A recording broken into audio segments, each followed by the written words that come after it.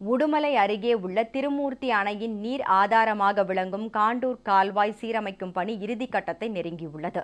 இப்பணியை மேற்கொள்ள 5 கோடி ரூபாய் நிதி ஒதுக்கீடு செய்த முதலமைச்சர் செல்வி ஜெயலலிதாவுக்கு விவசாயிகள் தங்களது நெஞ்சார்ந்த நன்றியை தெரிவித்துள்ளனர்.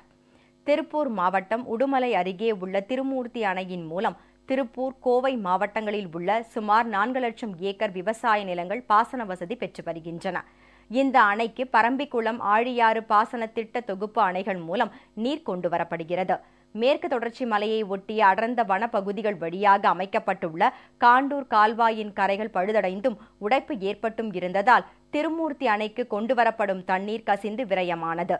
எனவே காண்டூர் கால்வாயை சீரமைக்க முதலமைச்சர் செல்வி ஜெயலலிதா 5 கோடி ரூபாய் ஒதுக்கீடு செய்து உத்தரவிட்டார். இதனைத் தொடர்ந்து காண்டூர் கால்வாயில் பொன்னாலம்மன் சோலை முதல் திருமூர்த்தி அணை வரை 3 கிலோமீட்டர் தூரத்திற்கு நீர்க்கசிவை தடுக்கும் வகையில் கான்கிரீட் கற்கள் நிறுவுதல், கைப்பிடி சுவரை பழுது பார்த்தல், சேதமடைந்த பாலத்தை சரி செய்தல், இரும்பு கம்பி பொருத்துதல் போன்ற பணிகள் தொடங்கப்பட்டு இறுதி கட்டத்தை அடைந்துள்ளன.